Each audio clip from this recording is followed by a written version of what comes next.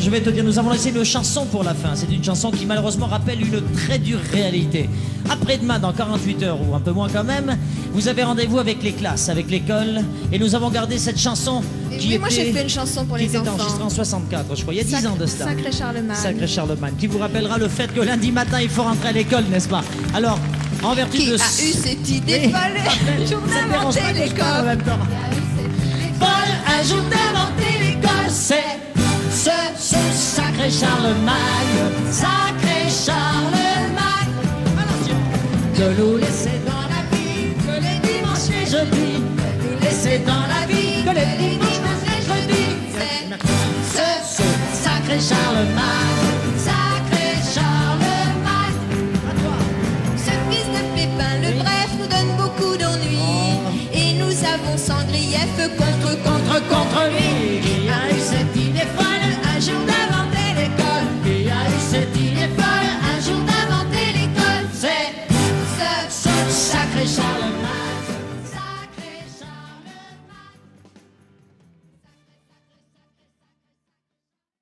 Les mecs ils font ça pour le fric. Les mecs ils font ça pour le fric. C'est juste. C'est vrai que c'est un super business. En vrai, c'est clair. Hein. On est en train de détruire, les enfants, la société en tant que telle. Donc, et c'est pas qu'en France, c'est au Canada, c'est aux États-Unis, et c'est partout. Et en fait, les gens qui résistent, hein, c'est les Africains qui n'ont pas du tout envie de ce genre de conneries. Et c'est les Russes, voilà. Enfin, ouais, c'est le monde entier en fait, sauf l'Ouest en fait, hein, qui est parti un petit peu en couille du jour au lendemain. C'est parti plus qu'en couille. C'est hallucinant ce qui se passe. Enfin, quand tu vois les discours des uns des autres, etc., les politiques, mais c'est d'un niveau, mais c'est... Quand tu vois du Sandrine Rousseau dans le texte, quand tu vois les gars de LFI, là, il y en a un qui est passé hier, le type il est à la mairie de Paris, il est chargé des sports, le gars il ne connaît pas la date des JO à Paris. Non mais...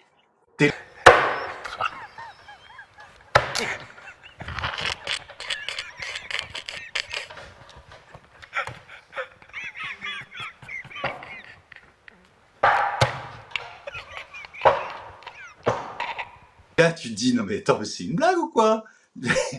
Le gars, il est censé s'en occuper toute la journée, c'est censé être le dossier quand même de son mandat. Bah non, le mec, il dit, ah bah, je sais pas moi quand ça commence, puis quand ça finit. Non mais... Quand tu vois sur les plateaux Bruno Le Maire, quand tu vois sur les plateaux Agnès Pannier-Runacher qui ne sait absolument pas ce qu'elle dit, qui dit des conneries sur chaque interview, c'est quand même lunaire, non? Voilà, des gars qui te disent on a le plus haut taux de faillite qui ait jamais eu en France. Et le type qui te dit ah ben c'est cool, on a de la croissance, on a le plein emploi et tout ça c'est grâce à moi. Bruno Le Maire, enfin non mais mais faut se retenir pour pas rire.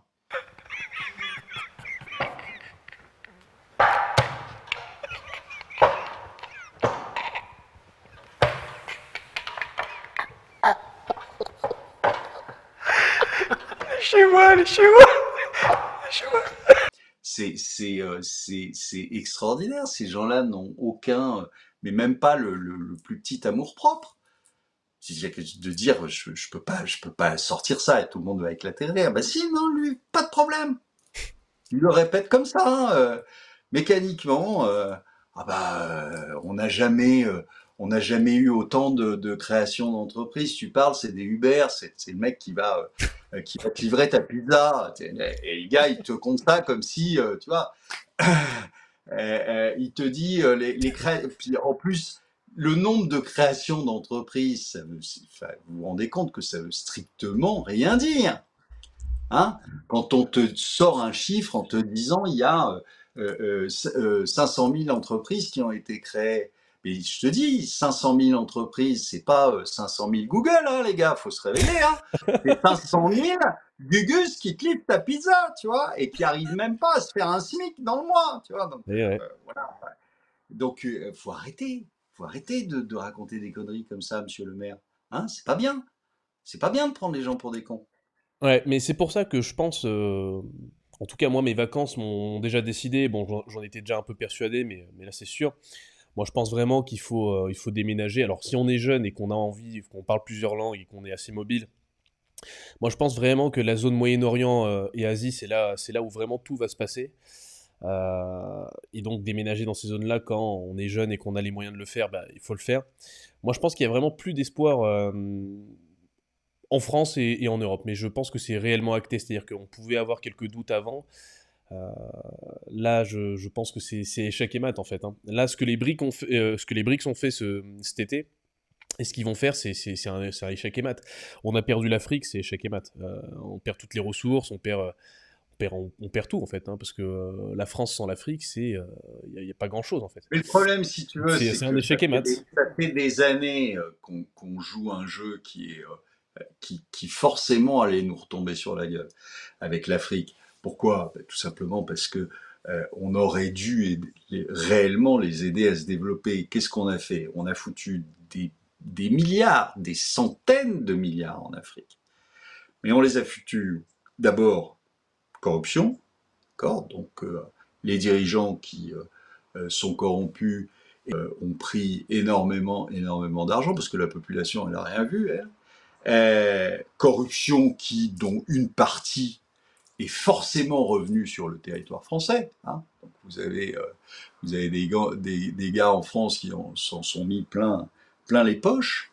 Et puis surtout, on leur a pas permis de se développer. Parce que c'est très simple en fait pour permettre aux pays africains de se développer. Là, qu'est-ce qu'on fait aujourd'hui? On va chercher en Afrique des matières premières. On les aide ou pas à extraire les matières premières. On achète les matières premières, elles partent directement en France, et là, c'est nous qui faisons la valeur ajoutée, parce que c'est nous qui traitons les matières premières. C'est nous qui en faisons des produits qu'on revend cher. Et donc la valeur ajoutée, elle est où?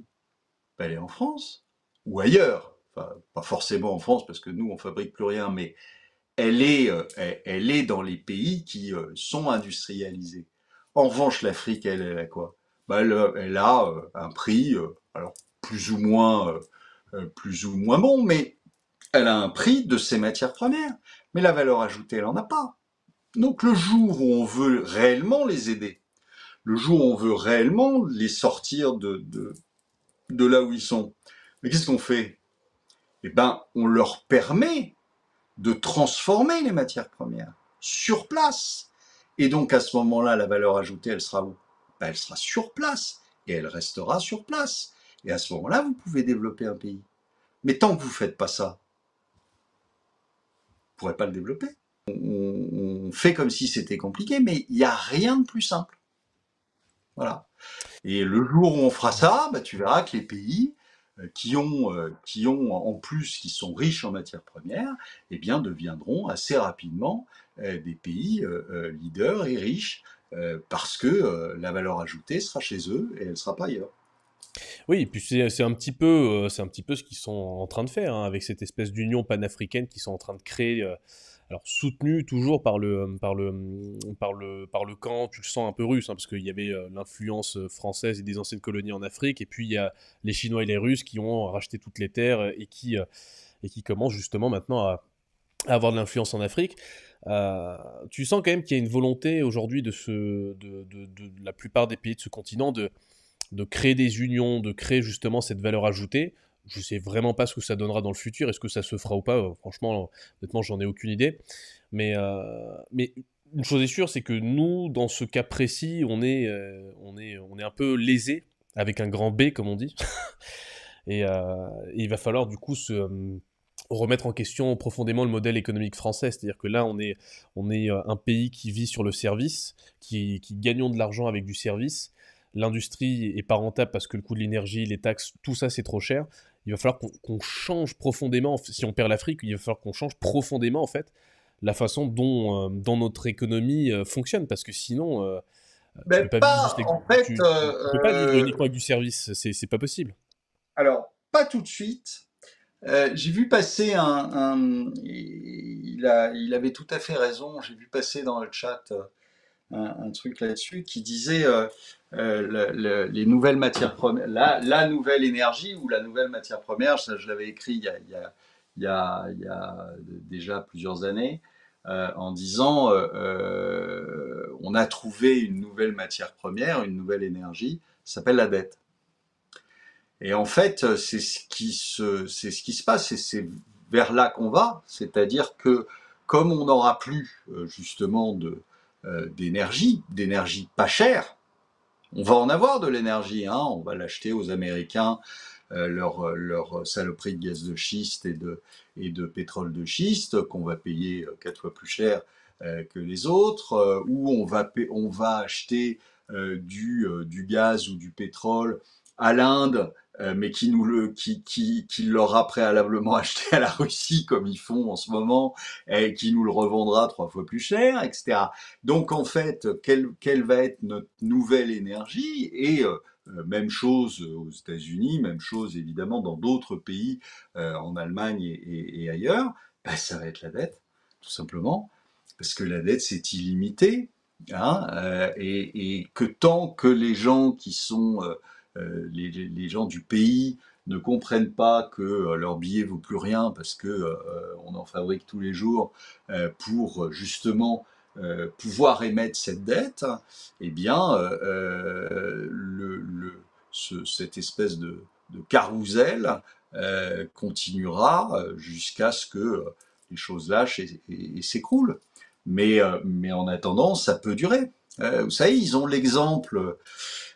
Je pense que il y a un très bon laboratoire qui aurait dû en éveiller certains, mais qui est un excellent laboratoire de jusqu'où ils peuvent aller.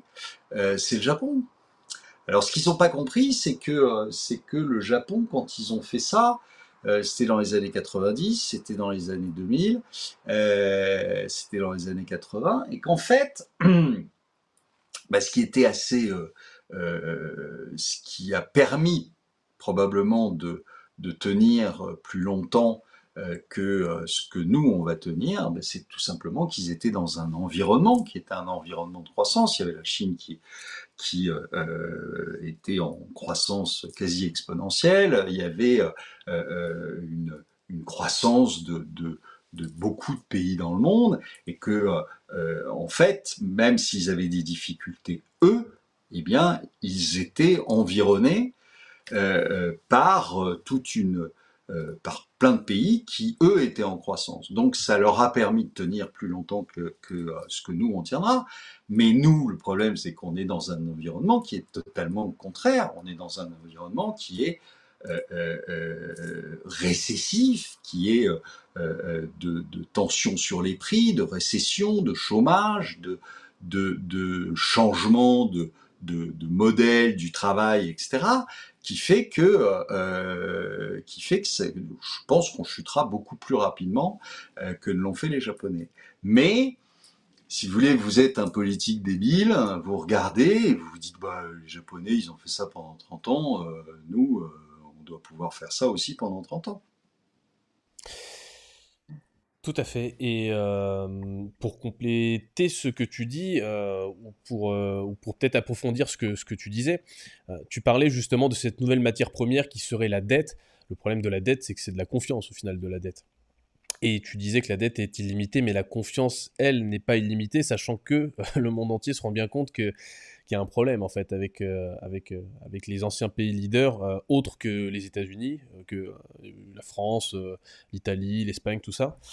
Donc il y a un moment donné où tu peux faire de la dette, mais dire qu'on pourrait faire de la dette illimitée, moi je pense quand même que j'ai mis une réserve. Ah non, mais attends, c'est pas ce que je dis, hein. Parce que les Allemands, ils te laisseront jamais faire ça. Ils vont, à mon Ah non, avis, mais tu sais, les Allemands, ils sont dans la merde, hein. Donc, si tu veux, l'Allemagne, c'est plus l'Allemagne d'il y a 20 ans, hein.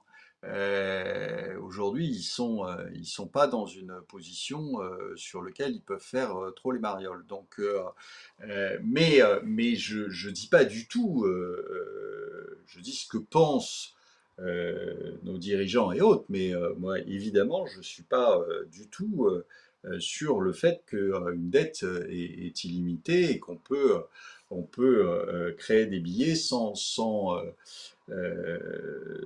avoir de retour dans la figure. Donc oui, bien évidemment, c'est pas une solution, sauf que pour beaucoup, ça reste quand même la solution. C'est-à-dire que parce que c'est une solution facile, si tu veux.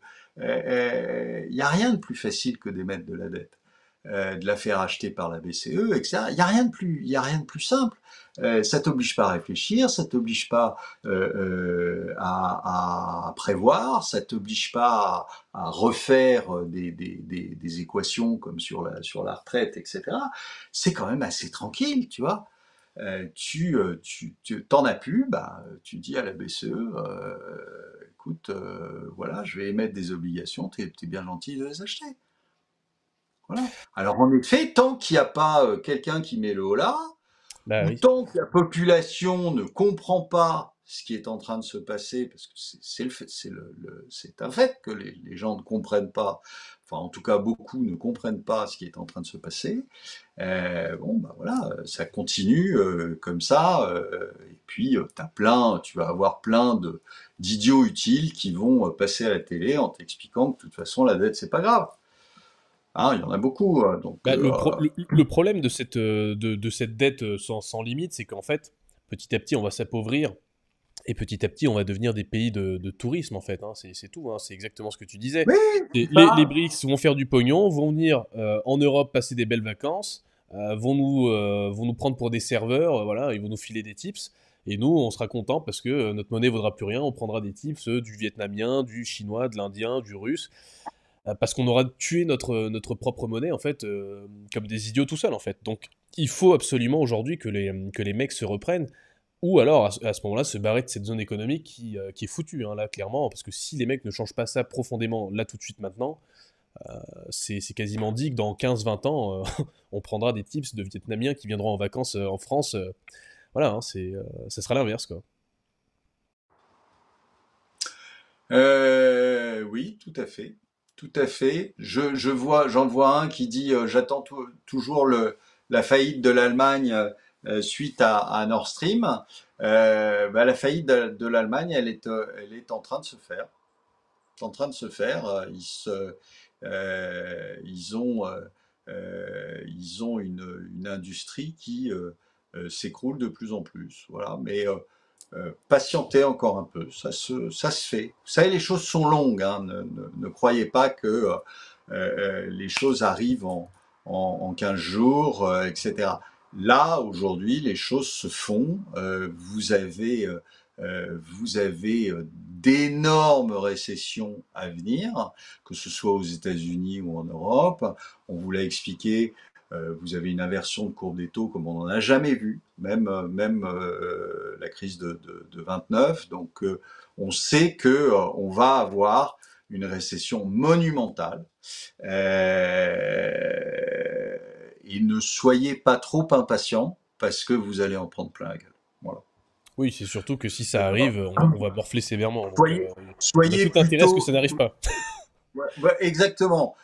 Plutôt que de faire le malin en disant ah ben je l'attends toujours,